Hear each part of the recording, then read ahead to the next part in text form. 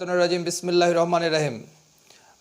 আজকে পয়লা বৈশাখের দিন অহেতুক একটা ভিডিও এই কারণে আপলোড করতে আসলাম যে সবাই লাল সাদা পোশাক, শাড়ি, পাঞ্জাবি, মাথল, বিভিন্ন রকমের যেমন খুশি তেমন সাজো পোশাক পরে যে জিনিসটা ভুলে যাচ্ছে সেই জিনিসটা মনে করা দেওয়ার জন্য এই যে এই এই এই রুমালটা ভুলে যাচ্ছে, তার জন্য শুধুমাত্র রুমালটা আবার মনে করে দেওয়ার জন্য আসছি।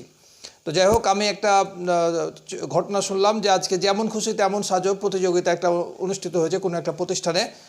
তো সেখানে একজন বন্ধু আর এক বন্ধুকে বলছে, পিচ্ছি দুই পিচ্ছি, যে আমরা আজকে যেমন খুশি তেমন সাজোতে প্রতিযোগিতায় গেলাম। তো দোস্ত কী হয়েছে? বলছে যে আমি কিছু হতে পারিনি, তবে যে ফার্স্ট হয়েছে ও পুরস্কার পেয়েছে হচ্ছে 200 টাকা আর আমি পেয়েছি হচ্ছে 720 টাকা। কীভাবে 720 টাকা পালি? তো বলছে যে আমি আসলে ওই যেমন খুশি তেমন সাজো ফকির সেজেছিলাম, তো সবার কাছে ওর মধ্যে ভিক্ষা করে নিয়েছি, তো 720 টাকা পেয়ে নিয়েছি। আর ও শুধুমাত্র প্রতিযোগিতায় অংশগ্রহণ করেছিল, ওই জন্য পেয়েছে 200 টাকা। তো এরকম যেমন খুশি তেমন সাজো আজকে সবাই যে ড্যান্স দিয়েছেন, খুব ভালো কথা। কিন্তু আমাদের এই পাগলামির বাইরে যেটা ছিল সেটা হচ্ছে যে এই যে স্কার্ফটা পরছিলাম, মানুষের 50,000 মানুষের রক্ত, সারা যে পৃথিবীর জন্য মুসলমানদের রক্ত, সেই রক্ত মাখামাখির মধ্যে দিয়ে আমরা এই পড়ছিলাম। তার মধ্যে বেয়াদবি করা হয়েছে, আমাদের আল্লাহু আকবার কালেমা তাইয়্যিবার পতাকাকে সাথে কেড়ে নেওয়া হয়েছে। সেটার বিশাল বড় একটা বিচার হবে। এই বিচারের জন্য অনেক বড় ঘটনা ঘটবেই, কারণ আল্লাহ তাআলা বলেছেন যে যারাই কালেমার পতাকা ধরবে তারা সেই পুরা ভূমি ধসে তারাকে আল্লাহ গেড়ে দেবেন। আজকে হোক কালকে হোক বাংলাদেশে যারা এই চুপচাপের মধ্যে একটা এত বড় বেয়াদবি করেছেন, এর শাস্তি তাদেরকে পাতালে আল্লাহ গাড়বেন, আমি বলে রাখলাম। যাই হোক, পরবর্তীতে ওটা নিয়ে বড় ঘটনা বড়রা দেখছেন, বড়রা অনেক বড় বড় কর্মসূচি দিচ্ছেন, মার্চ ফর কালেমা আসছে।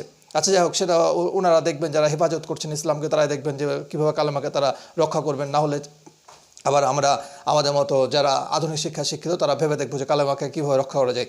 ওকে, পরের কথা। আমরা যখন হাসিনার পতন নিয়ে ভাবছিলাম, তখন কোনোভাবে হাসিনা পতন হচ্ছিল না, বড় বড় রাজনীতিবিদরা ব্যর্থ হচ্ছিল। তখন আমরা হাদিস থেকে নির্দেশনা খুঁজছিলাম যে আসলে কাহিনীটা কি, এই লোকের এই মহিলার পতনটা কিভাবে সম্ভব, এটা কী সম্ভব? কারণ আমরা তখন ছোট মানুষ, আমরা জানি যে বিএনপি হচ্ছে পাকিস্তানপন্থী দল আর আওয়ামী লীগ হচ্ছে ভারতপন্থী দল। তাহলে পাকিস্তান তাকে হেল্প করে না কেন? দেখলাম পাকিস্তান থেকে তাকে এক শাসক পাকিস্তান থেকে কিছু বলে না। তাহলে সৌদি আরবে গিয়ে তারেক জিয়া কী বলে ওমরা পালন করে, তো সৌদি আরব হেল্প করে না কেন? পরবর্তী জানলাম যে মোদির সাথে সৌদি আরবের রাজপুত্রের একটা কানেকশন তৈরি হয়েছে। তখন আমরা বোঝার চেষ্টা করলাম কীভাবে পতন সম্ভব।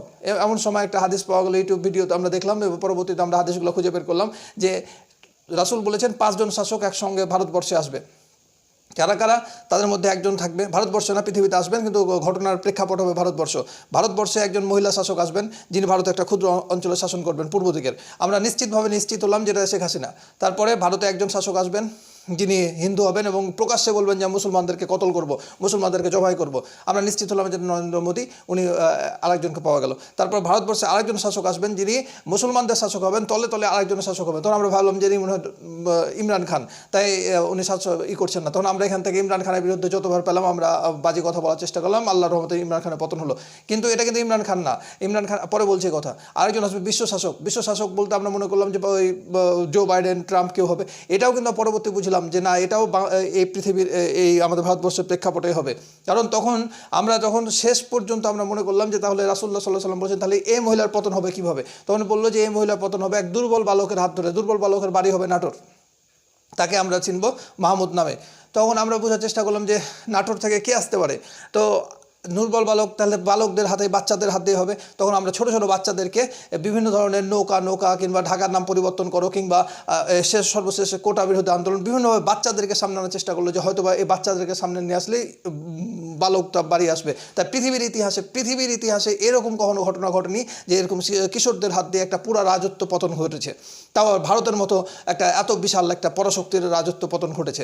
সুতরাং আমরা সেই ঘটনাটা আল্লাহর রহমতে ঘটেছে। কিন্তু মাহমুদের বিষয়টা যখন এভাবে মাহমুদ চর্চা করতে যে ঘটনাটা ঘটেছে, তখন আমরা দেখলাম যে আমরা মহিলা শাসকের পতন ঘটলাম। তাহলে তারপরে মহিলা শাসকের পরে সেই বিশ্ব শাসক হিসাবে আমরা দেখতে পাচ্ছি প্রফেসর মোহাম্মদ ইউনূসকে। কারণ হচ্ছে যে মাহমুদ যেহেতু আল্লাহ তাআলা প্রেরিত হবেন, সুতরাং ইউনূস যে কাজটা করছেন, ইসলামকে সরাই দিলেন, কালেমা পতাকা দিলেন না, সুতরাং মাহমুদকে এখানে প্রতিষ্ঠিত হতে দেওয়া হচ্ছে না। মানে বিশ্ব শাসক মাহমুদের বিরুদ্ধে যে 5 জন থাকবে, আমরা বিশ্ব শাসক হিসাবে ইউনূসকে চিহ্নিত করতে পারছি। আরেকজন আসছেন যিনি হলেন মুসলমানদের শাসক, তলে তলে উনি কাফেরদেরকে হেল্প করবেন। আমরা নিশ্চিতভাবে এটা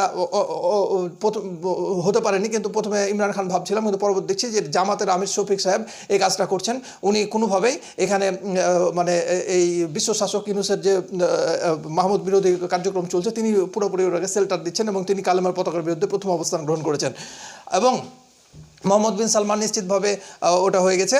তাহলে এই 5 জন শাসকের পতন না হলে মাহমুদের ভারতবর্ষে ইসলাম কায়েম করা হবে না। তো যাই হোক, কাপি মেদিনীপুর সীমান্ত বলে, মেদিনীপুর সীমান্তে মানে আশেপাশে মুর্শিদাবাদের ঘটনা যেগুলো পরবর্তীতে ঘটবে, সেগুলো মাহমুদের হাত দিয়ে ঘটবে, ভালো কথা।